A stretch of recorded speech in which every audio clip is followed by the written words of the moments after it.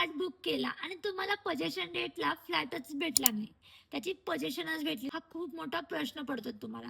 तर RERA act 2026 नुसार बिल्डरला मध्ये दिलेल्या पोझिशन डेटला पोझिशन देणे बंधनकारक असते. हे जर असे त्यांनी केले नाही तर सेक्शन 80 रेरा ऍक्ट नुसार तुम्ही महारेराकडे कंप्लेंट रजिस्टर करू शकता. अशीच एक केस झाली होती पुण्यामध्ये. त्याच्यामध्ये 2019 मध्ये बुकिंग गेली होती. 2021 मध्ये त्यांना पोझिशन भेटणार होती, पण 2024 पर्यंत बिल्डरने पोझिशन दिली नाही, म्हणून त्या बायरने महारेराकडे कंप्लेंट रजिस्टर केली.